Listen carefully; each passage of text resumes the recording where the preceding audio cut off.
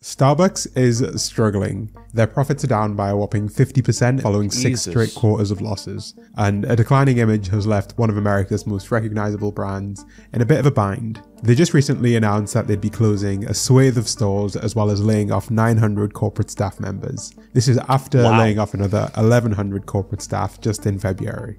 Customers are reporting high prices, long queues, and substandard product time and time again. And even staples like their pumpkin spice latte has lost its shine and left room for competitors to take their shot. 10 years ago they did that. With great success in some cases. But it wasn't always like this. At one point, Starbucks was America's sweetheart. Here's the reason why Starbucks is losing sales. It's because pricing is too high, everything is too expensive in the store, and there are too many other places like McDonald's, the McCafe, a lot of other fast food restaurants like Dunkin' Donuts, Jack in the Box, have all tried to take a slice out of Starbucks pie.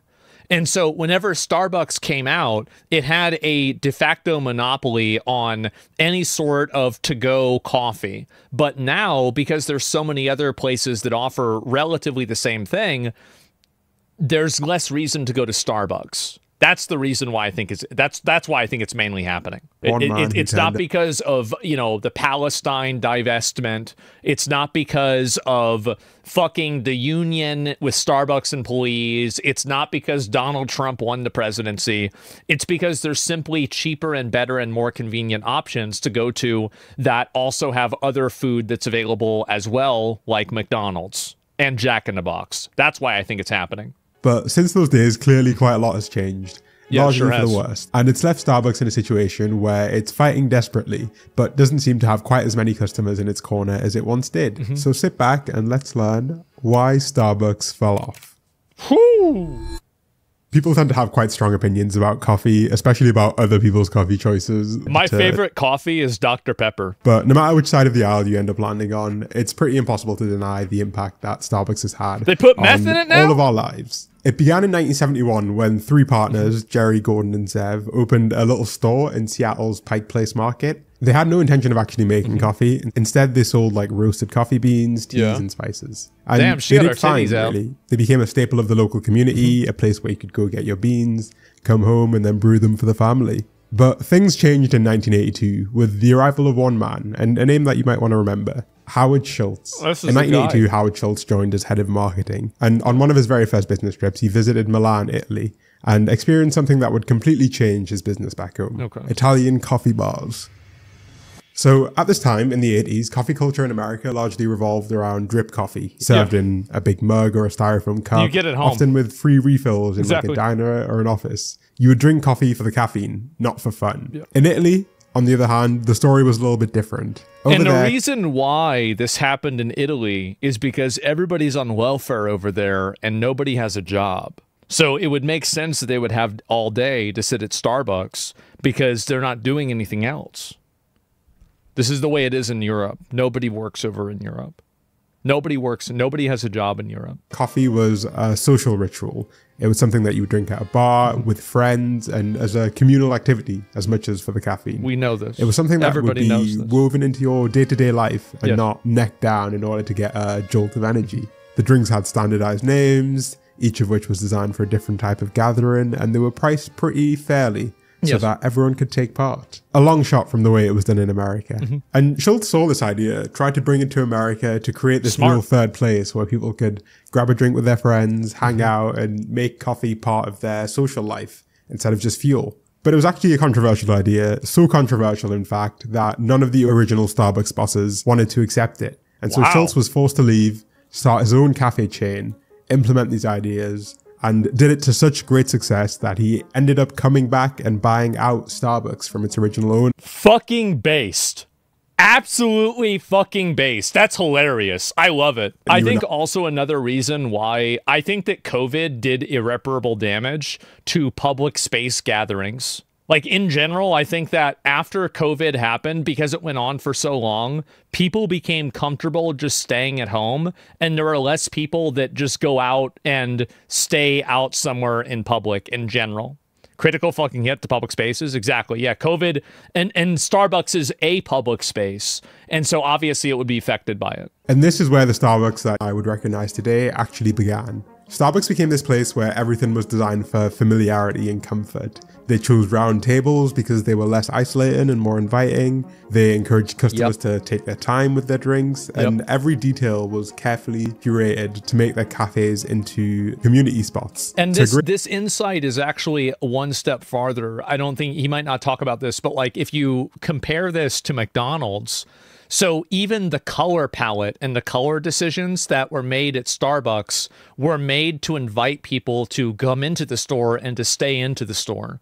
McDonald's was actually the opposite, and so was Taco Bell, where a lot of the ways that they kind of, they did color theming, they did very bright, vibrant primary colors, which for a lot of people are a little bit it's a little bit scary for them. They don't really like that as much. People aren't as comfortable with a color theme around them that's similar to that. And because of that, people spent less time at McDonald's. They spent less time at Taco Bell. And yeah, and hard seats. And hard seats are another one, synthetic color. It's off-putting. And so Starbucks even went one step farther with that. And Starbucks was one of the only places that had that. And you know now, you go to a Taco Bell or especially a McDonald's, even a Wendy's, and it has much more of a warm color feel to it than it did back then. And that's one of the reasons why. They went from 6 stores in 1987, 3,500 stores in the year 2000, when Schultz finally decided to step down as CEO. And when the 2008 recession finally hit, and Starbucks was struggling once again, Howard Schultz came out of retirement like Pele or something to get them back to their roots of being this third place where anyone could hang out. So this guy sold it at the... This guy didn't want it. This guy made his own company. His own company did so well that he bought the company that said that he couldn't make his own company.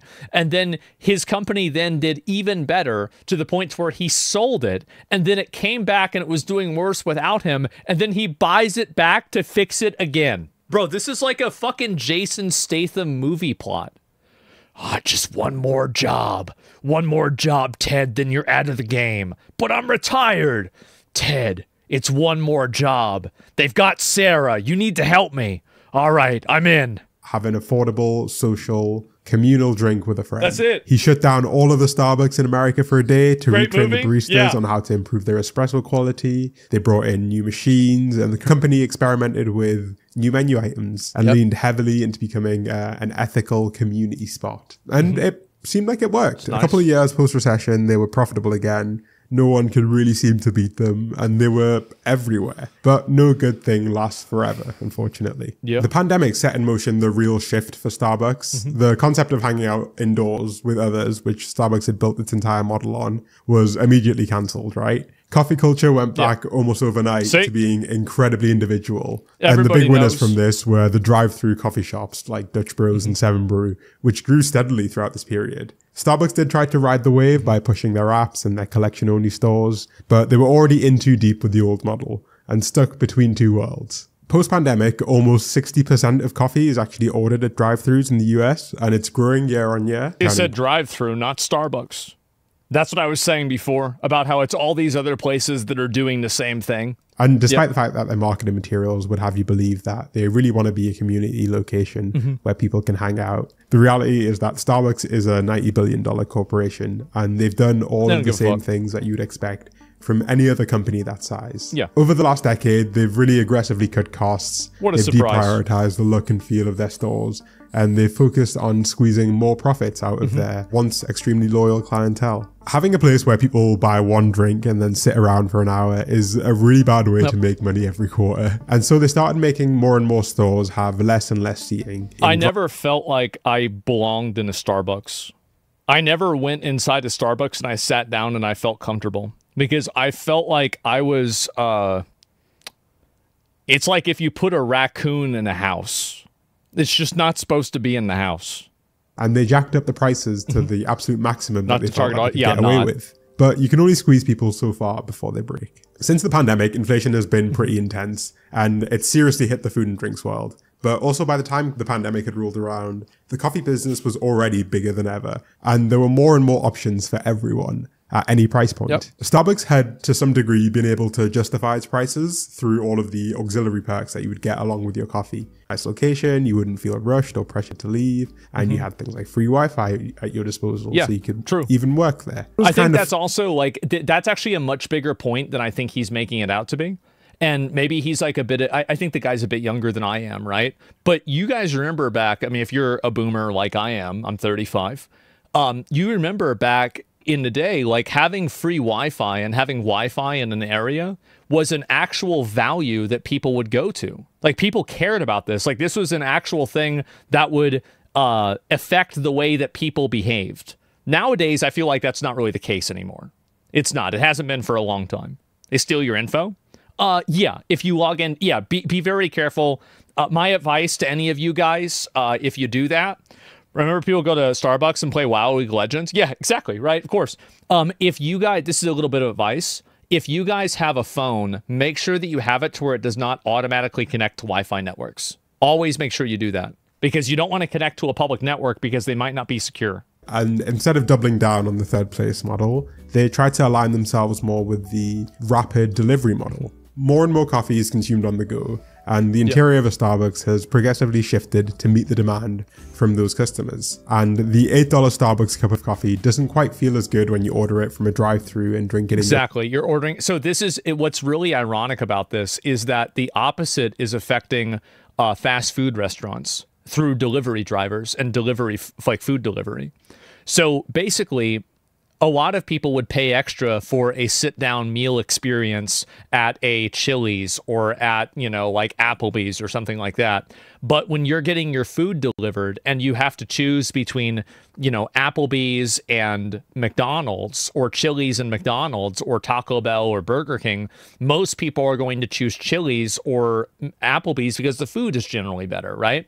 So because the prices are relatively similar now because of COVID increasing the prices of drive-thrus and fast food, what's happened is that you're seeing fast food losing a lot of market share because of the equalizing effect that delivery food and food delivery has had, like Uber Eats, DoorDash, etc.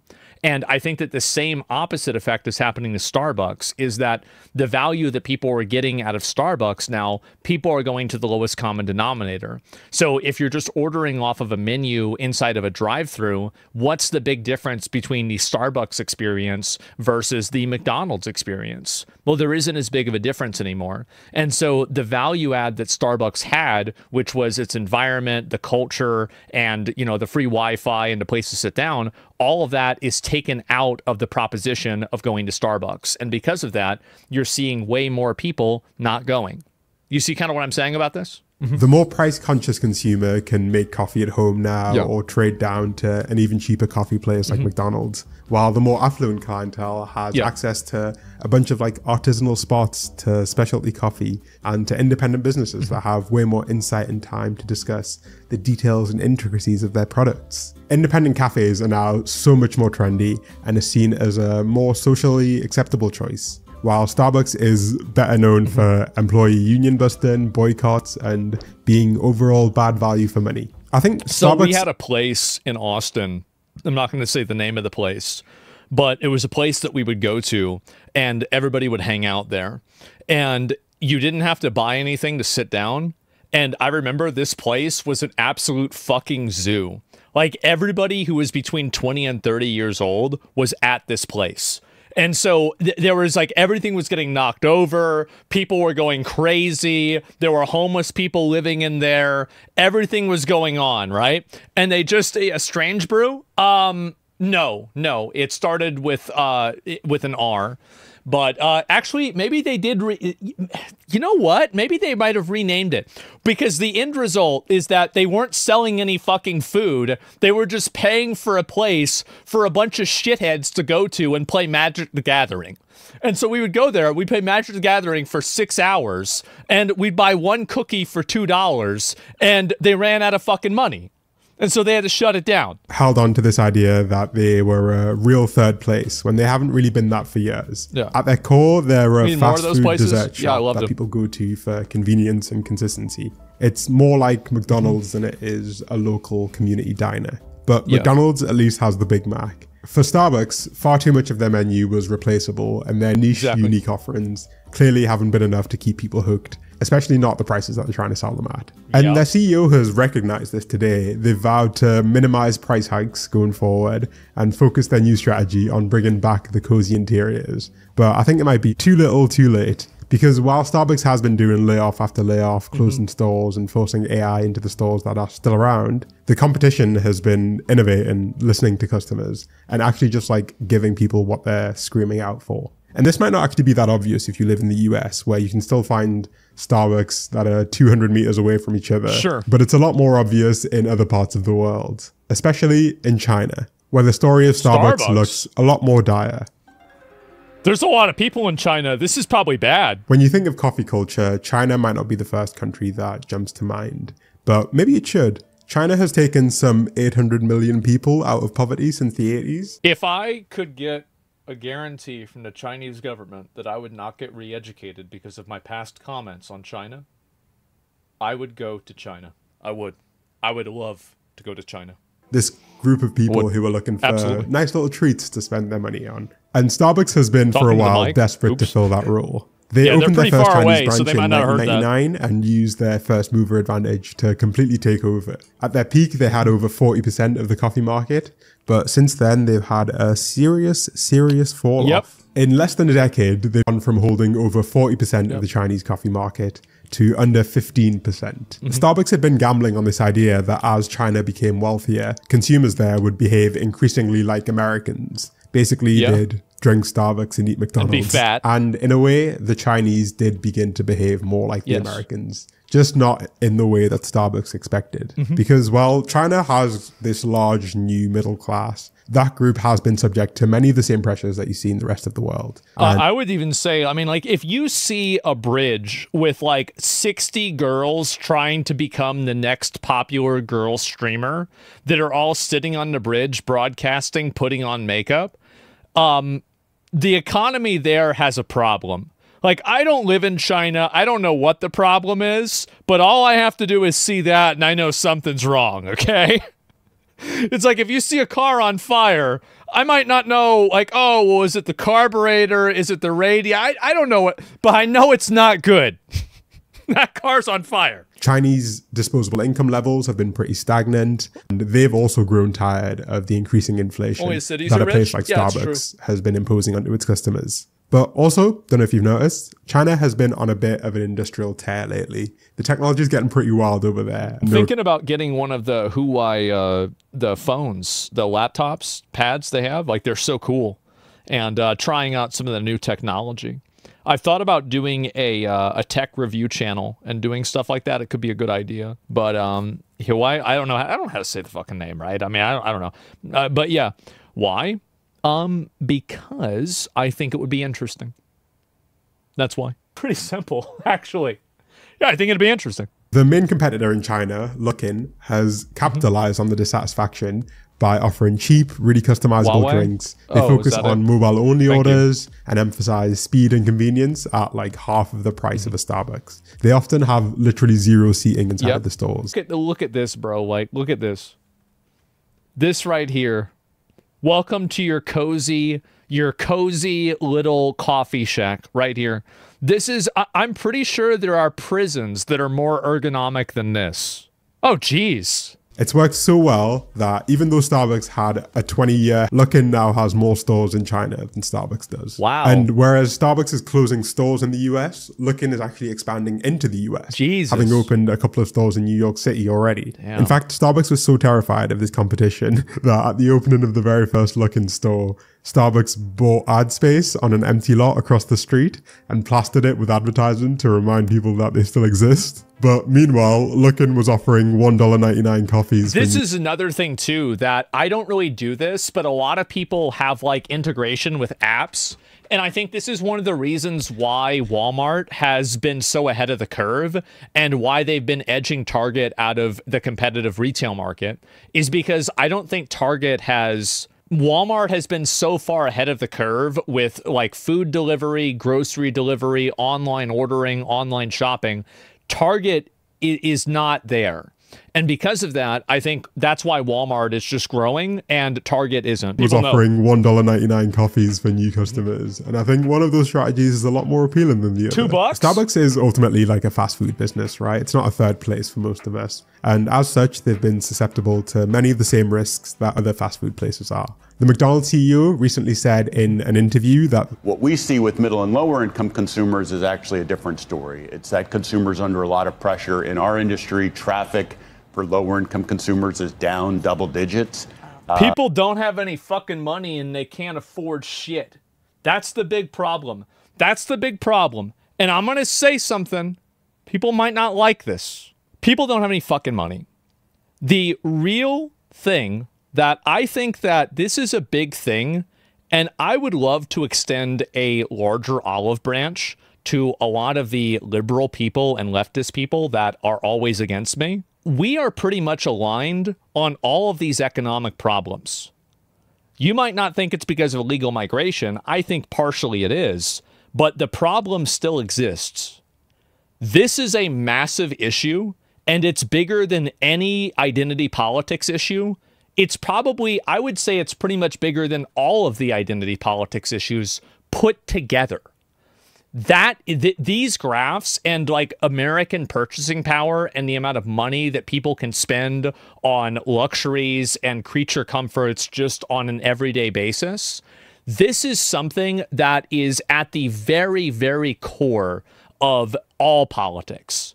That is the main problem. It's not illegal migrants. It's not, I know, it's not trans people. And if you can believe it, it's not even women. It's people's purchasing power going down, people not being able to afford what they want to afford. And what I find to be so sad is that we find ourselves divided over and over and over about these weird identity issues, weird culture issues, while this graph keeps getting worse. I really wish we had a new candidate that could talk through and cut through all the bullshit and actually talk about these real issues. I feel like Bernie Sanders was the last one that did that. Maybe one day there'll be another one. I wish there were more people that were aligned with me on this. They only talk about them, not fix the problem. I want to fix it. And it's because people are either choosing to skip a meal or they're choosing to just eat at home. Whereas in the past, consumers would usually trade down. He's wrong, though. Choose is not the correct word. They feel like they have to resort to it. Sit in restaurants to more affordable options when the economy got rough. They're not doing that anymore. Prices are so high, even at historically more affordable locations. Look at this. Look at this bullshit. A McCrispy is $10. What? It's $10?